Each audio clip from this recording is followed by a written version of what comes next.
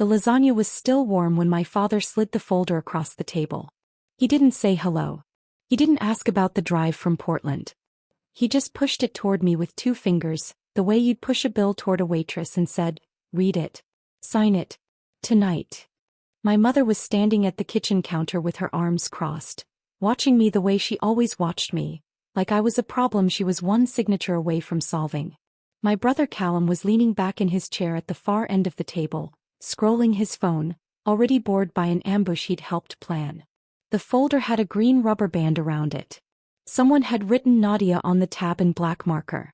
My own name on a folder in my childhood home at a dinner table that still smelled like garlic and burned cheese. I opened it. The document inside was 4 pages. The top read, "Voluntary Asset Contribution Agreement, binding under Oregon Revised Statutes." My father had highlighted 3 lines in yellow.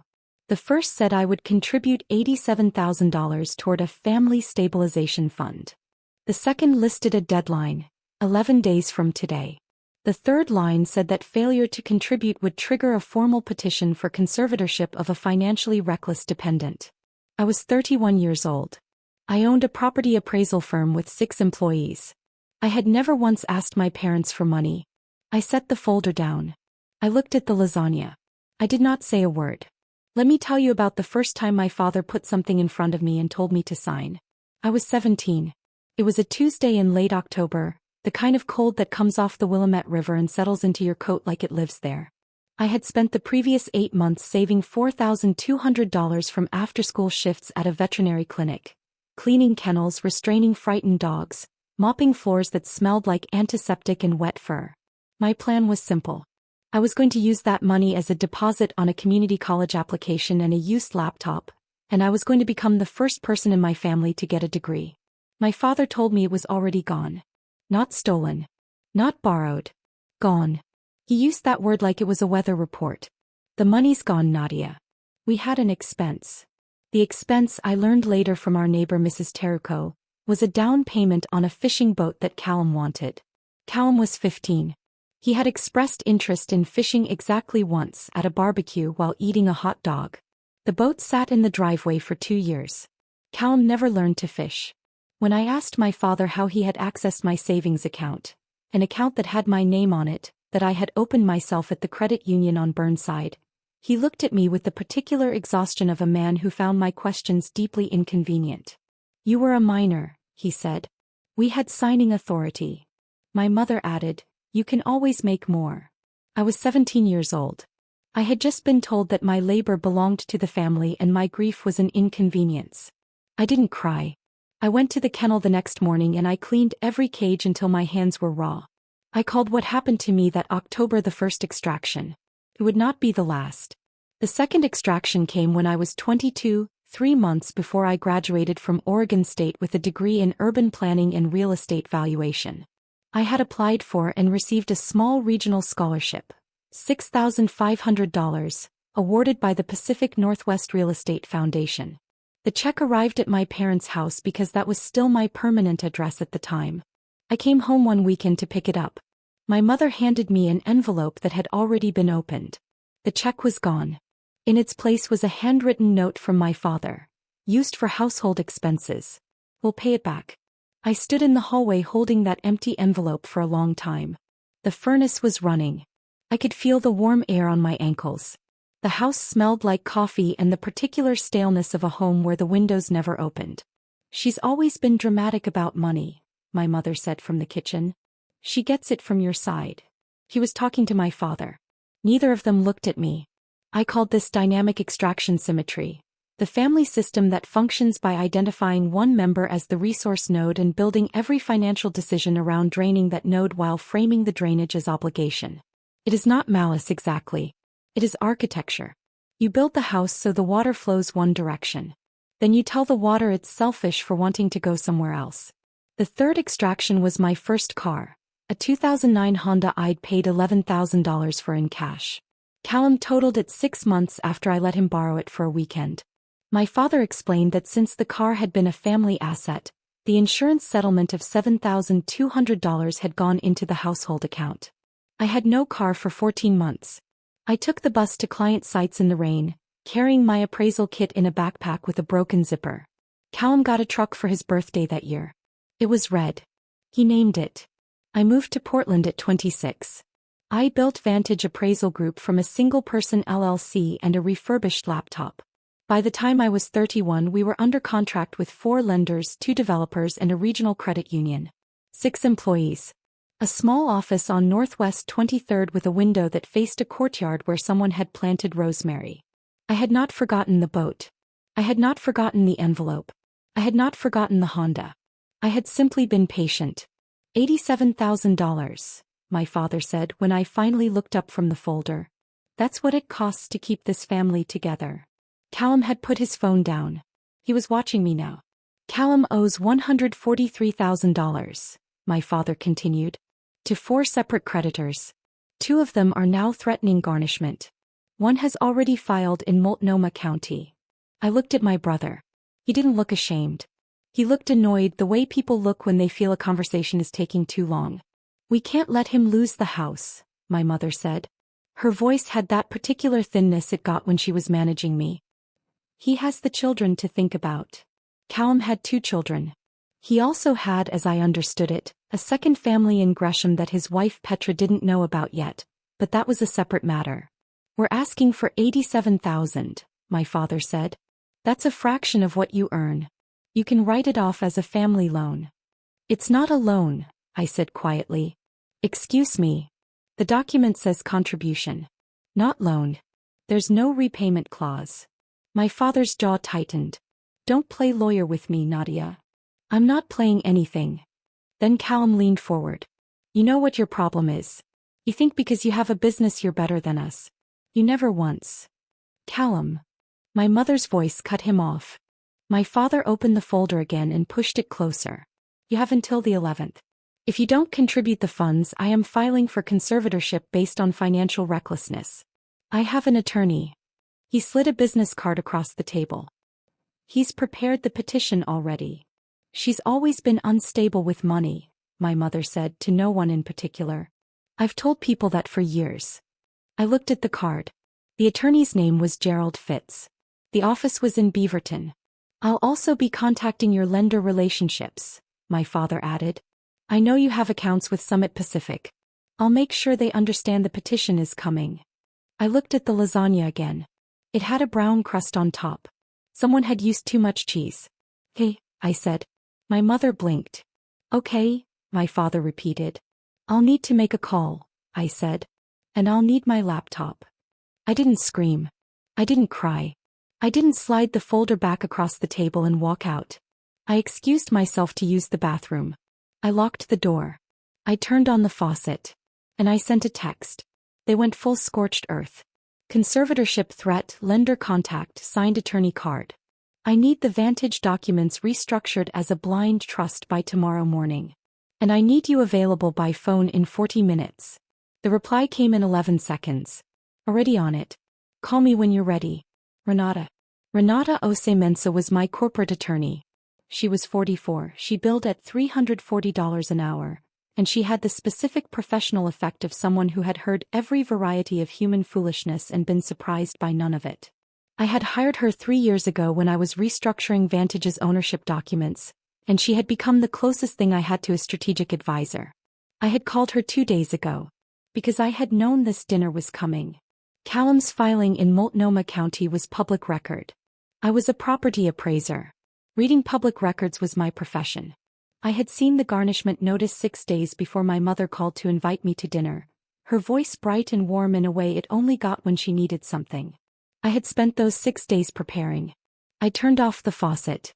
I dried my hands on a towel that smelled like fabric softener and something stale. I looked at myself in the mirror above the sink. The same mirror I had looked into at 17, at 22, at 24, every age I had stood in this bathroom and told myself to stay calm. I was still calm. I went back to the table and asked for my laptop bag which I'd left by the front door. What I can offer, I said, setting the laptop on the cleared corner of the table, is an accelerated asset protection plan. My father sat up slightly. He liked the word plan. It's a restructuring mechanism, I continued. Instead of a cash transfer which creates a taxable event and a paper trail that could complicate Callum's existing creditor negotiations, we establish a family blind trust. Vantage contributes an asset guarantee. That's essentially a collateralized promise that the trust will cover the $87,000 obligation. The creditors see institutional backing. The garnishment threat disappears. Callum keeps the house. My mother looked at my father. He looked at Callum. What do we have to do? Callum asked. Sign a trust formation agreement, I said. It formalizes the family's role in the asset structure. There's a compliance recording provision, standard anti-money laundering language required by the lenders. You authorize the recording, I initiate the trust, and the guarantee is in place by morning. I turned the laptop toward them. On the screen was a document with a clean header. Vantage Family Asset Protection Trust, Formation Agreement. I had drafted it with Renata at 2 a.m, 3 nights ago. It was 4 pages. It was formatted to look like every other professional document I had ever put in front of a client. It had section headers and defined terms and a signature block at the bottom with 3 lines, one for each of them. What it actually said under the definition of trust beneficiary obligations in Section 4.2 was this: that any signatory who currently held or had previously held undisclosed financial interest in funds extracted from a designated trust contributor, defined as myself, would upon signing formally acknowledge a restitution obligation totaling the documented extraction amounts, plus compounded interest at the Oregon statutory rate of 9% annually from the date of each extraction.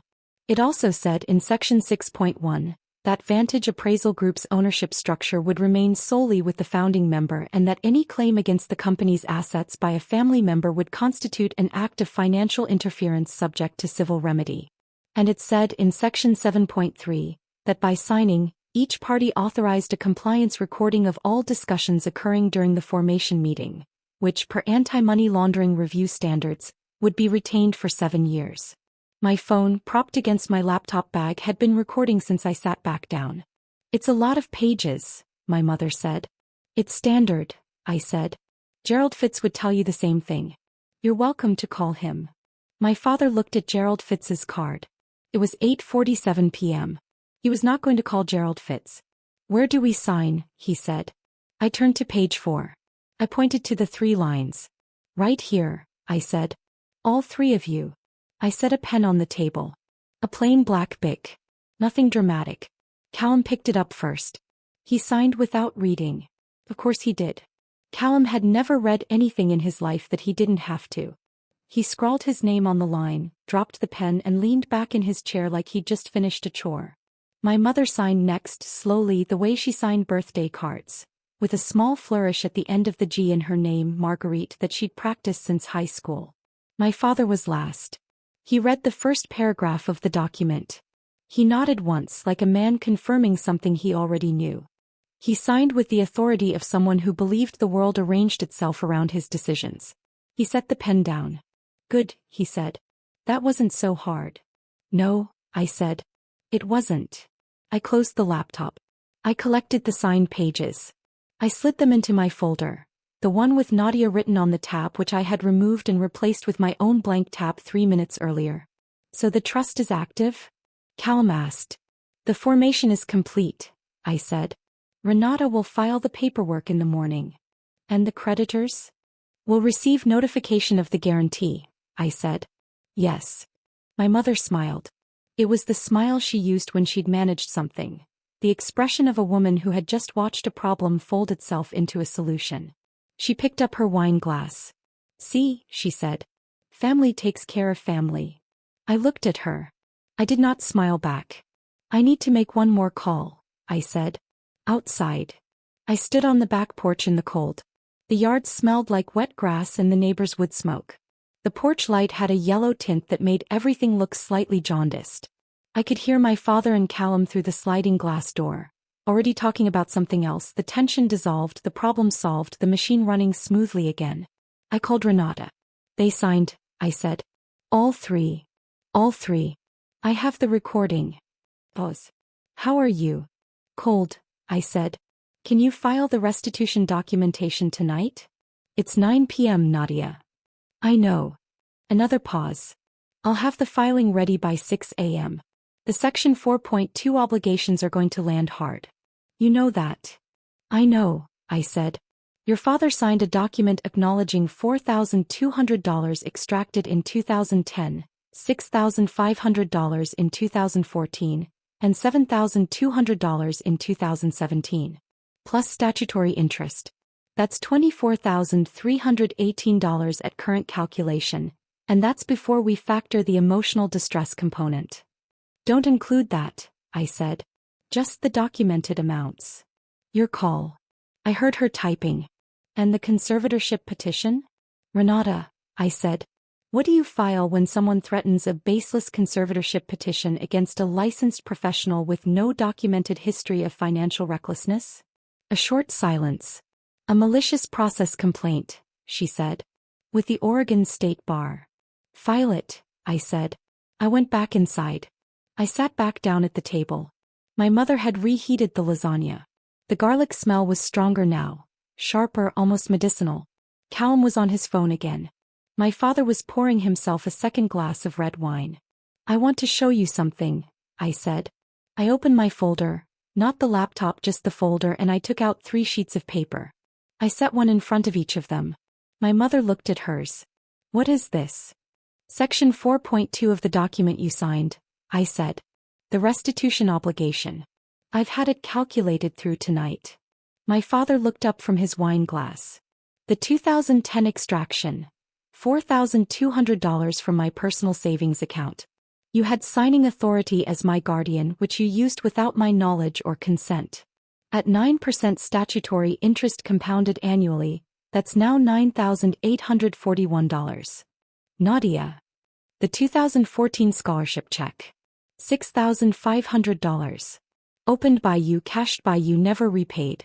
At statutory interest, $10,477.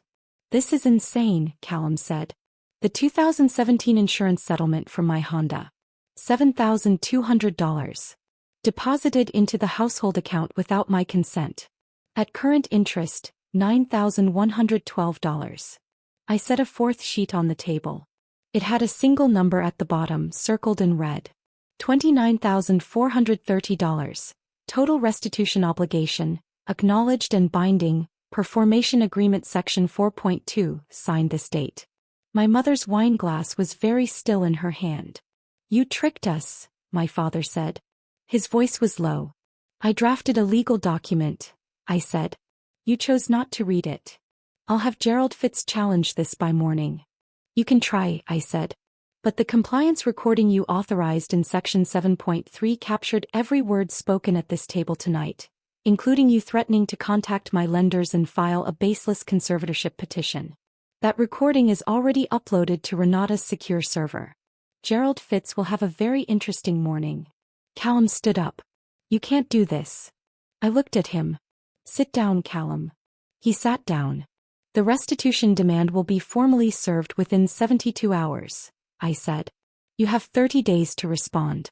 Renata's contact information is on the last page. I gathered my folder, my laptop, my phone. I'm not asking for $87,000. I'm asking for $29,430. Money that was mine, taken without consent, documented and acknowledged by all 3 of you tonight. I stood up. And the conservatorship threat? My father said. I'll still.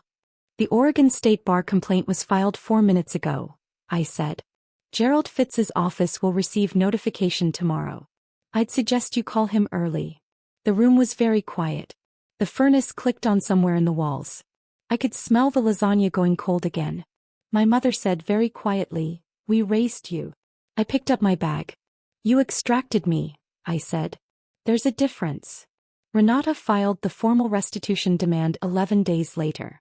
My father responded through Gerald Fitz, who, upon reviewing the signed formation agreement and the compliance recording, advised his client to settle. The conservatorship petition was never filed. The Oregon State Bar opened a preliminary review of the threat itself. Callum's creditors, who had never received any communication from Advantage Family Trust, proceeded with the garnishment. He lost the house in Gresham in March. The filing was public record, which I saw on a Tuesday morning while eating oatmeal at my desk. I did not feel victorious. I felt tired in the clean way you feel tired after finishing something hard. My parents settled for $22,000, less than the documented amount because I chose not to pursue the interest. Renata thought I was leaving money on the table. Maybe I was. They sent the check through Gerald Fitz. There was no note. I deposited it into the Pacific Northwest Real Estate Foundation Scholarship Fund, the same foundation whose check my parents had cashed in 2014. I wrote my own name in the donor field. The foundation administrator called to thank me. I told her to direct the scholarship toward first-generation students in property and urban planning. She said she would. It is a Sunday in April. The rosemary outside my office window is growing in the way rosemary grows when no one is trimming it back, wild and dense, filling the whole corner of the courtyard. I made coffee this morning with the good beans, the single-origin ones from a roaster on Mississippi Avenue that my office manager Priya introduced me to. The cup is warm in both hands. The steam rises and disappears. My phone has not rung. Not from my mother. Not from my father. Not from Callum, who, last I heard from a mutual acquaintance, had moved to Spokane and was working at a logistics company. I open the rosemary-scented window just slightly. The air comes in cold and green in mine. I didn't ruin you. I just stopped caring you. Have you ever had to outsmart the people who were supposed to love you? Tell me how.